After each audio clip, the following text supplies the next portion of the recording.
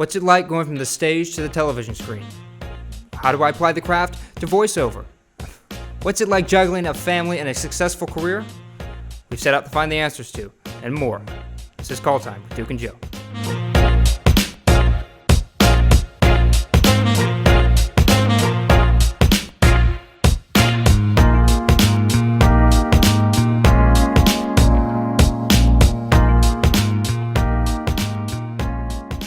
So you brought up Shakespeare. Yes, absolutely. Do you studied Shakespeare on its own? You mentioned doing some Shakespearean plays. Yes. I think a lot of young actors today, I don't think realize the importance of what that is and how it translates in what we do today. What are your ideas on that? Well, I think I studied at the Academy, and then I went to the British American Drama Academy in England, and then I worked with Will and Company and with... you've done a lot of Shakespeare's. Yeah. Oh, yeah. No. Yeah, you did a lot of Shakespeare. And then the Independent Shakespeare Company. My brain. My husband worked with Will Gear, Theatricum. It's just you're working on some of the best writing and some of the best poetry and the way that the stories have been told, and they're timeless. And like I said, even Succession is this Shakespearean story of the kids trying to usurp the throne, basically. Right. But also going back to research and really understanding dialogue and what the words mean and the meter of things, and like an Aaron Sorkin, The West Wing or something, and the way that people speak and how the words come together and what each word means. You have to look up. I mean, I have to look up pretty much every word in a Shakespeare. Mm-hmm. I have to look it all up. I have to know exactly what you're saying because it's written kind of in a foreign language. It's not. But how do you communicate if you don't know what you're saying? How do you communicate if you don't know what you're saying? Exactly. Right. So and he had a purpose for everything he did. Yeah. Absolutely, and why it's in this meter and why it's been written this way, and when there's an extra syllable, what that means and what that tells you. And so just understanding how to look at text in that way, such difficult text, that is good. It makes you understand how to dive into text that maybe is not so good, but just that you have to look at it like a puzzle almost to figure it out, and then it like opens and reveals itself to you. But I look at every word on the page and the white space in between the words. Because the white space means something. Because it means something. That part you get to fill in. Exactly. So auditioning. Oh, my favorite. I love auditioning. The bane of every actor's existence. I love it. Wow, it's so convincing. What do you do to book the room, or this case nowadays? What do you do to make sure you? So I do all the work that we just talked about, and then I dress the part. I think about little details. I read for a lot of reporters. I do a lot of, good with language, all that Shakespeare, I guess. Yeah, absolutely. And especially coming up when you're just trying to get little parts to build your resume, and being a woman of color, those kind of roles, they would sort of allow anyone to play. It's just like, who can handle the language? And so I played a lot of reporters in my day. Even Lab Rats, she was a terrible, She was a terrible reporter, but she was a reporter. And so something like that, I'll show up to when we would go to auditions in rooms, I would show up to an audition and the waiting room would be full of these girls with like suits on, with shoulder pads, like from the 80s, like Barbara Walters or something, and like a full suit and a blouse and a thing. And I'm looking around these women and I'm just like, have you watched the news in the last 5 years? Like, that's not what they wear. Look at Fox News, and these girls are wearing bright dresses with push-up bras. You know what I mean? Like, that's not the look of it. So things like that, for instance, I really want to know and dress exactly the part, or dress in a way that makes me feel that way. So that's a booking the room kind of thing, where they don't have to use their imagination too much. They can see me in the role. Exactly. So there's a lot of that. Yeah. There's just respect for their time and my time, and being prepared, and being someone that they might want to work with. I think a lot of that is just because at the end of the day, especially at the end when you're only up against 4 or 5 people, you can all do the job. Mm-hmm. You're all qualified and can do it. And so it's a matter of who do they want to work with. So a little bit of it is just that, like, hey, I'm good on set. I'm cool and chill, and we'll hang out and we'll have a good time in between. Mm-hmm. And but I'm also going to do a good job for you. You're not going to wish you hadn't, you would hire, what am I saying? You're not going to wish you had not Hired me. Yes, there it is. What is it? That's probably an extra syllable on this one, right? It means I'm confused and We get it. overwhelmed. We're so with you. We're so with you. You're not going to wish, I can't. Well, and so much time on set is spent the actual doing of the acting on the on camera is such a small part of being on set. The days are long, the weeks are long. On a Friday when you're going into 4 a.m., the Fraturday they call it, a Friday into Saturday, you gotta, and then it's your close up, and then it's your coverage, and you better be ready. Not puffy. Don't be puffy. Don't be puffy. Well, there's a team of people to help you with that part, but your mind has to work too, and your rapport. I think that's important. And we've talked a lot about working. What about, I hate this word, what about the rejection? I mean, I don't get more jobs than I get, so. So how do you deal with it when you don't get one? When you something you really wanted? I mean, some of them hurt like you wouldn't believe. I mean, some of them you're just devastated, and you're not going to be okay until you get your next audition. Right. Some huge ones, like if I'm testing for a really big project that could be life changing or some, financially life changing. Right. Those ones sometimes are hit really hard, but I audition a lot, so. I do commercials, I do voiceover. I'm not at that offer only point, so I'm always putting myself out there. And it does get a little bit easier to just kind of roll off your back. And now at this point, I'm like, well, another one will come. Obviously, that wasn't my part. Someone else got it. It's their part. It wasn't meant for me. And then my career has shown me that, if I did get that job, I wouldn't have gotten this job and this job. And these two jobs added up to these friendships or this experience. And wow, I can't believe I laid in bed crying for that one. For a weekend, you give yourself some time, you order a pizza, drink a bottle of wine, own it a little bit, and move on, and then help someone else. I think I was teaching and coaching and run my friends' auditions for them all the time. So a lot of times when you're not feeling your best about your career, your acting, it's nice to help somebody with theirs. Right, and you brought up voice work, and you did some voice work for some pretty big video games like Old Republic, Star Wars: The Old Republic, and Shell Shock, and so how did you get into that and take us into that world? So I've played all of them, by the way. Just so you know. Okay, well, good. Just Thank you. So you know. I am still with SBV Talent. That's my commercial and voiceover agents. I've been with them since I graduated. I've been with them since 1999, so I've been with them for 21 years, maybe 22, because I think you have to count 2000, right? Mm-hmm. So I was with them commercially for maybe 5 years, and would go into the office and chit chat and get them to know you. You kind of have to know your team. They have to know you. You've got to send texts and send little cute emails and show up to the office with cookies and all those things that you do to just get people to know you so that they think of you when something happens. And they just liked my voice, and they were like, have you ever thought about doing voiceover? And I was like, no, what's that? And so they gave me, a couple of chances at auditions, and I booked a couple just randomly, little commercials like Corn Pops or something like that. Got to the point where I was like the voice of ABC Family, which is now Freeform.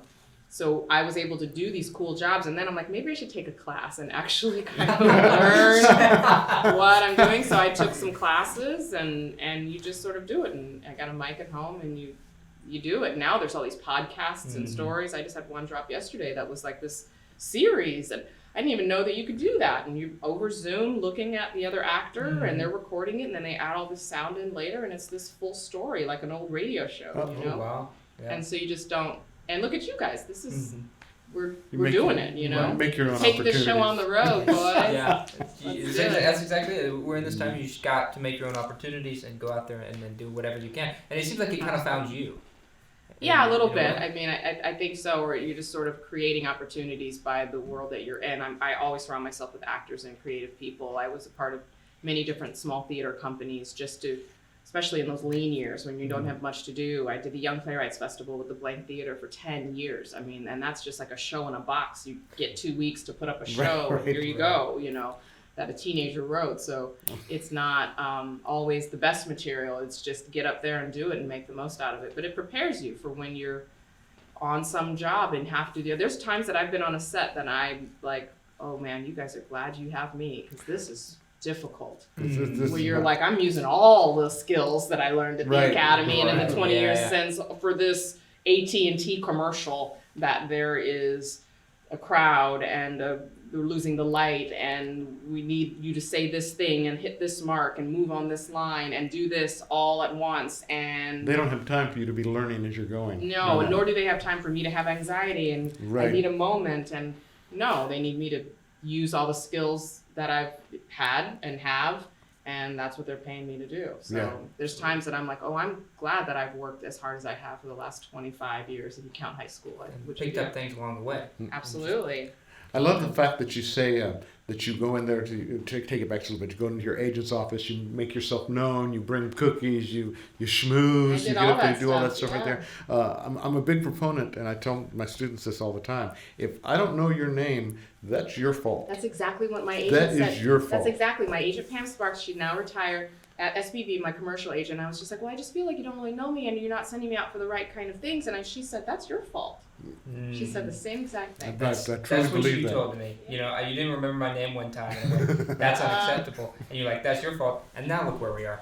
Well, here we are. Now you can't get rid of So it. now, Yeah. So and you worked consistently on shows like Criminal Minds, ER, and Casting, all this, but then you got Lab Rats. top-notch shows. Right, great shows, but Lab Rats. You think that was kind of your big break? Your Yes, that breakthrough? was the first and I got from going to, there were workshops. You'd go to workshops. You'd pay $25 to go workshop a scene and meet a casting director.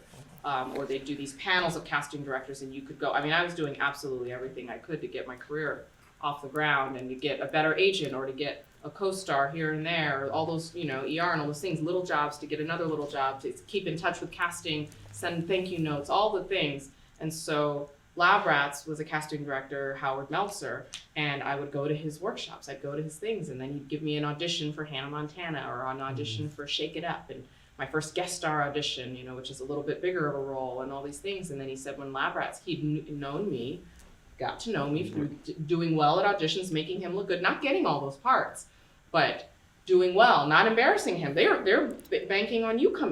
Casting is rooting for you. They want you to do well, and they want to be known as the people that bring in good actors to their producers.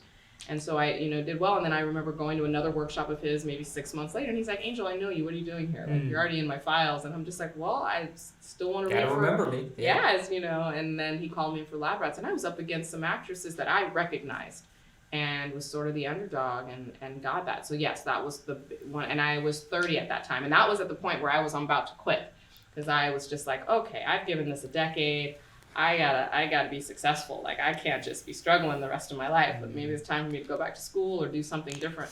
And that came through kind of in the nick of time, and I had so much fun, and we did that for almost 5 years, and I got to know people. And then that was when people say, oh, how are you gonna transition out of the kids show to go into mainstream TV, and was lucky enough to get People versus O.J. Well, you absolutely You're did. like, 'cause that watch was- me, yeah, watch me, yeah, watch me that- do it. I was that like, was well, smart. I mean, I'm sure it's difficult, because it sounds like it's difficult, but I'm just gonna do it. Yeah. So you went to the American Crime Story, People versus O.J. yes. And that was going to be my next topic. Yes. And so So casting for that, I met from the Blank Theater Company, from the Young Playwrights Festival. So all those days in the little black box theater, From all those I years got- before. all those years before, they knew me as well. And so I got called in to read a small part of this real person, but I did tons of research in the 2 days for reading this small part, and then auditioned. They taped it. I went into the room, but they taped it. And then maybe 6 months later, heard that I got it. It was a long process. Ooh. Well, so you had to forget about it. Oh, totally Just forgot about it. I yes. remember because I was in a casting office, 200 South La Brea, commercial casting, sitting there, and had a season, had been auditioning for things, was coming off of Lab Rats, was trying to get another show, trying to get any show. It didn't matter, I'm not picky about the show that I get. At that point. And I remember them saying, you got it, you booked it. And I was like, what did I book? Like, no idea what they were gonna, and they said, no, the American Crime Story. And I was like, oh, and maybe it had been 4 months, but it had been enough time that I did not remember, but was like, oh, wow, okay. And then that job, because it was such a great project with so many good people, and it was a long project. It took us 7 months to film that, so I was there every day, and I got to know them and watch Sarah Paulson work and become friends with all of these stars. Did you guys know you graduated from the same school? Yes. Yeah. well, there's a lot of alum on that show. Yes. Chris Bauer. Yes. Sarah Paulson, you. Yeah. no, you knew that, but just to be in a room with people that are at the top of their game, and everyone took their role very seriously and did just as much research. We all knew, everyone was nervous. Nathan Lane's sitting there like, oh, I hope that's good, you know? And so, and I don't know if he actually said that, but you know what I mean? Just everyone was nervous. Everyone was, I want to be good. Every actor actually feels that way, which is so funny. You get on a set and with biggest, you know, working with John Lithgow playing a reporter, and he's like, I think that was a good take. I think that was good, right? And you're, yes, Well, Paul John, Newman talked about I think that. that was good. Yeah, you know, Yes, Mr. Lithgow. That was Paul Newman yes, talked yes. about that all the time. Everybody wants Yeah. to be good, and you do all your stuff. Nobody wants to be a terrible actor. That's not why you get into it. So. No. Who were you kind of nervous, the most nervous to work with? I have a scene with, because you're in a lot of the scenes.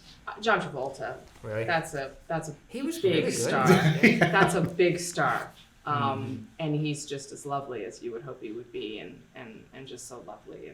And so that one where you're And just what a like, lovely role he did. He did such a great job he was in that. fantastic. And people are like, oh, he's kind of over the top, or he did this, or he had the orange face. And I'm like, you know, for a certain scene when he came back from Hawaii, and I'm like, go watch The Real Shapiro, and then tell me that John Travolta didn't nail that part. But he was just lovable. But then the other people like David Schwimmer I became friends with, and Sterling K. Brown I'm still friends And he really with. surprised me with that too. Yeah, no. That was a wonderful cast. We all got along really, really well. And they took us under their wing. Me and Dale, we were the two young lawyers on the dream team, and the most inexperienced compared to everyone else, and they just took us under their wing, and they just made us feel like we were part of the gang and showed us how it's done, is really what it is. They showed us how it's done. So being in a room like that, being so nervous those first month or two, and then relaxing, and then hanging out, and then being like, oh, they messed up, and they just take it back, and oh, that person hits their mark, and then they take it back, or that person's like, was that good?